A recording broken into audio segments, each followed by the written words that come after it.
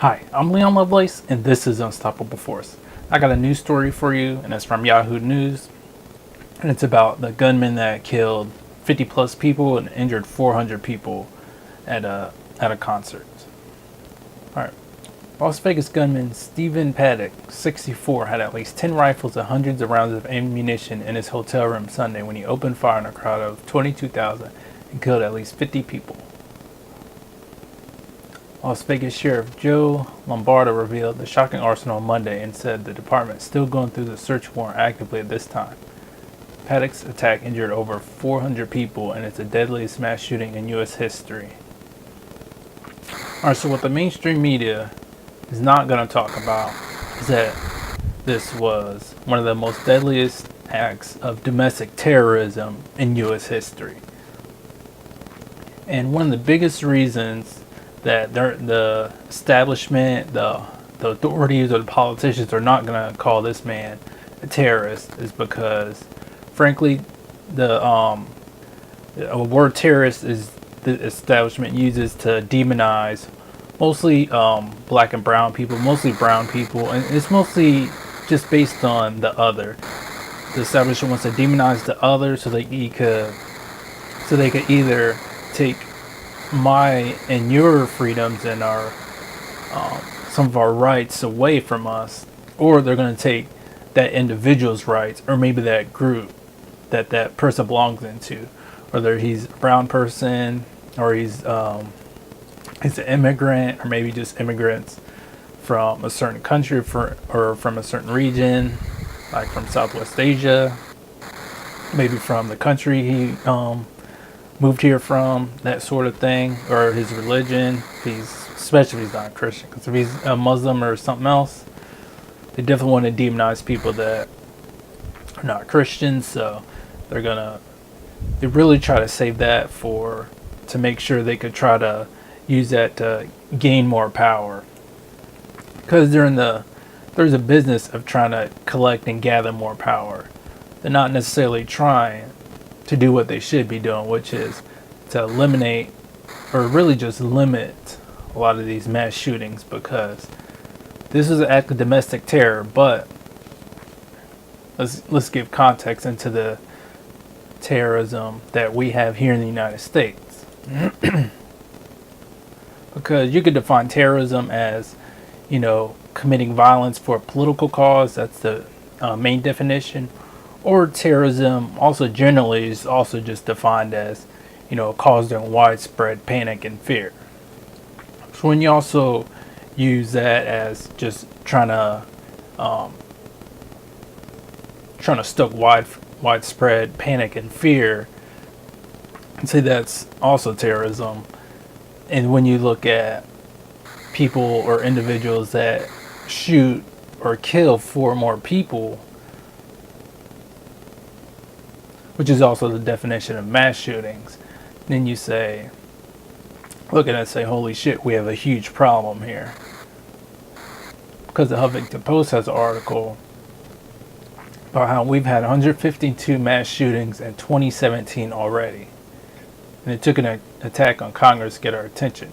Because it happens so often that we don't give a fuck about if there's a mass shooting or 2 mass shootings every day.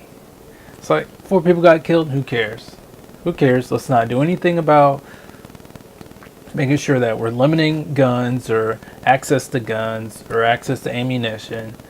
Mostly guns, because we have so many guns that people just gotta figure out how to shoot somebody else with it. Because quite a few of you might remember about the Representative Steve Scalise that got shot earlier in the year. This was in June. It was a big deal because it was a representative. But really, any mass shooting is pretty important because we really do not want anybody to be killed or murdered, just because. So just the fact that there's so many just allows our society to just ignore a lot of mass shootings and fix the problems of mass shootings, which is number 1, access to guns. We have way too much access to guns. We need to have stricter laws for buying guns or purchasing guns. Then we also need, of course, gun registration. Make sure that if people have a few guns and they order even more, maybe the government could look at that, say, try to get that person to sell a few, because some of these domestic terrorists, they actually buy quite a few guns, and they don't just have one or two guns, but they have 4 or 5 plus guns, and they're mad at the world and mad at society because society's fucked them over. So they go out and shoot people. So in this article right here, it talks about Gun Violence Archive has verified nearly 7,000 gun deaths so far this year, not including suicides. And then there is as well as more than 13,000 injuries. So that's one of the big costs of just having widespread access to guns. There's way too many people are getting killed just because a whole shitload of people want guns, and way too many people are getting injured. So that's causing way too much harm to our society in the form of getting killed and getting injured when you don't need to be getting when these things could be easily prevented by restricting access to guns. Because the health of the population is a hell of a lot more important than your right to have a shitload of guns, or even 1 or 2 guns. Because another article from Huffington Post talks about in June there was a mass shooting in Orlando. So this domestic terrorist, since he was a white man, he wasn't labeled as a terrorist, even though, of course, I'll say if you're committing a mass shooting, you're a terrorist. You're trying to stoke fear into the public that live in that area, and all you're doing is creating a huge detriment to that community. Yeah, so this article also talks a little bit about how you wouldn't know it from watching the news, but workplace violence claims far more lives in the U.S. each year than terrorism.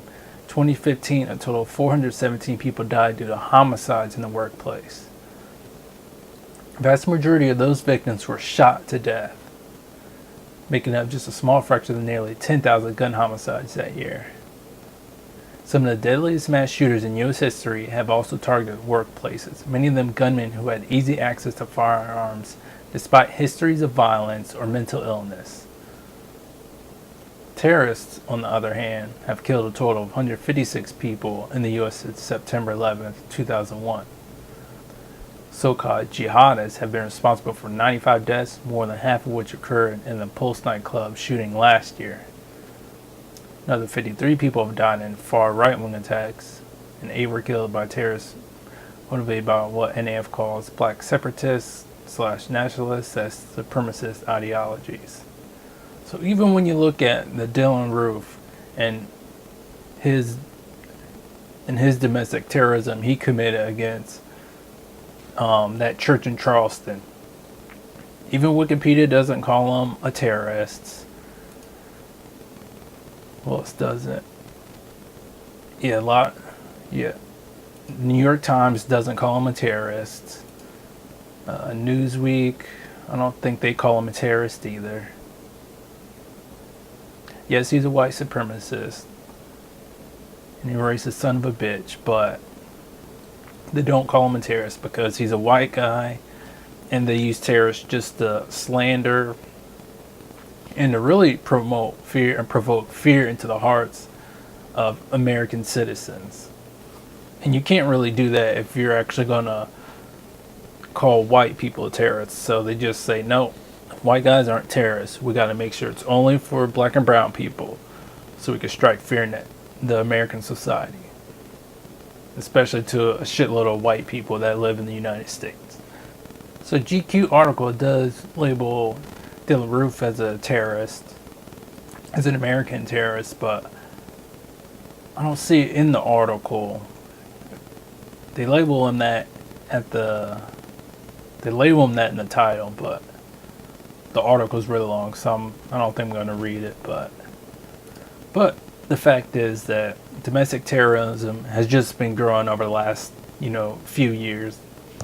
A lot of it is because of the economic situation that people are in, that everybody's wages are being suppressed, so people are getting angry and more violent, and they want to take it out on other people, especially just innocent other people that just don't really have anything to do with their wages, their earnings, and some of their life situations that haven't gone how they wanted them to go.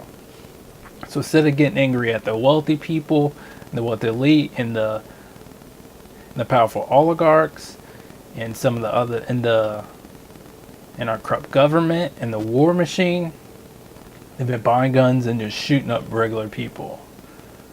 So that's got to stop because they're just creating more problems for other people, and you're not fixing the problem of the corrupt government that's not providing you or the rest of the population for a healthier lifestyle.